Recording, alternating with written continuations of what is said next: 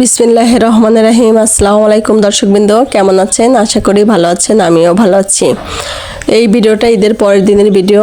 আমি বাড়ির উদ্দেশ্যে রওনা হচ্ছিলাম, তো রাস্তা থেকে কিছুটা ফুটেজ নিয়েছিলাম সৌন্দর্য তুলে ধরার জন্য।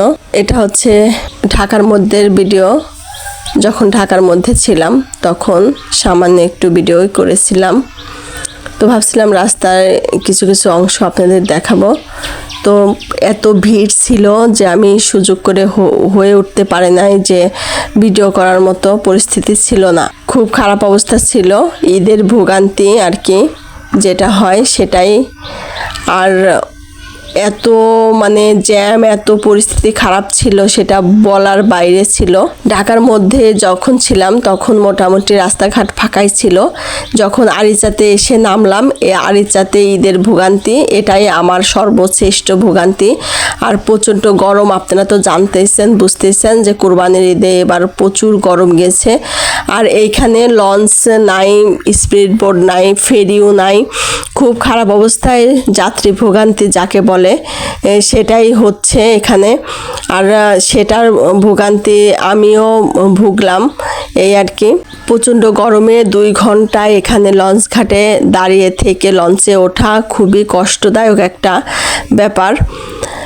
আর দেখতেই পারতেছেন যে এখানে কত মানুষ, আর সবগুলো মানুষ বাচ্চা, ব্যাগ, তারপরে কোরবানি দিয়েছে মাংস, এগুলো নিয়ে গ্রামের বাড়ির উদ্দেশ্যে রওনা হয়ে সবাই এই রকম।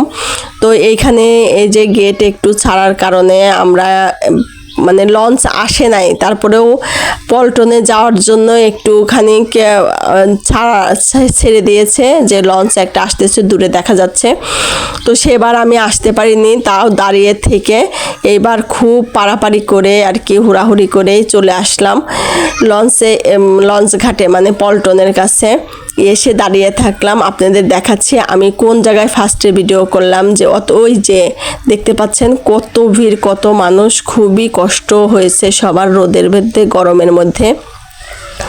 আর সবার হাতে একটা করে বস্তা ছিল মাংসের, ওই যে ফ্রোজিং করা মাংস নিয়ে সবাই গ্রামের উদ্দেশ্যে রওনা হয়েছে। খুবই কষ্টদায়ক অবস্থা। আর এখানে আর্মিরা খুবই দিচ্ছিল আর কি, কড়াকড়ি একটা ব্যাপার ছিল।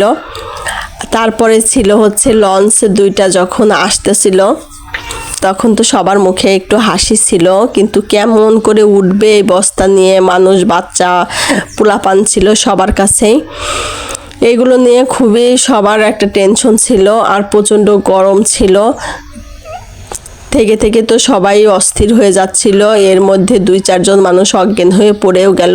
তো আরিচায় আমার এই প্রথম সর্বশ্রেষ্ঠ ভোগান্তি। তো খুব কষ্ট করে আর কি লঞ্চে মানুষ উঠাচ্ছিল। এই যে আমরা উঠছি, এখানে খুবই পাতলা পাতলি মানুষ উঠাচ্ছিল, যেন নদীতে প্রচুর ধার, প্রচুর স্রোত, আর উজানে যাইতে নিলে খুবই কষ্ট, যার কারণে মানুষের খুব কম মানুষ উঠাচ্ছিল। 100 জনের বেশি উঠাচ্ছিল না, যেহেতু আর্মিদের আন্ডারে এখন সব কিছুই চলতেছে। আর্মিরা খুবই করতেছিল। আর লঞ্চ একটা আসতেছে একটা যাচ্ছে এইভাবে।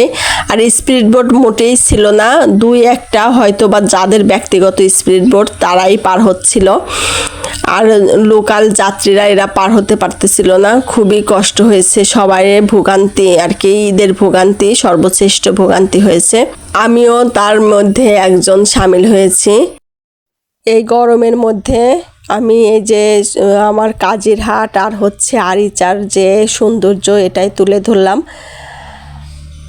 আর হচ্ছে চড়া ভাড়া, এই যে বাড়তি ভাড়াটা, যেটার জন্য সরকার সবসময় যুদ্ধ করে, প্রশাসন সবসময় যুদ্ধ করে, সেটা কিন্তু সবাই ভুগছে। আমরা কাজিরহাট এসে সবচেয়ে বেশি ভুগেছি চড়া ভাড়ার জন্য, ঊর্ধ্বগতি ভাড়ার জন্য। যেখানে 20 টাকার ভাড়া সেখানে আমাকে 200 টাকা দিয়ে আসতে হয়েছে।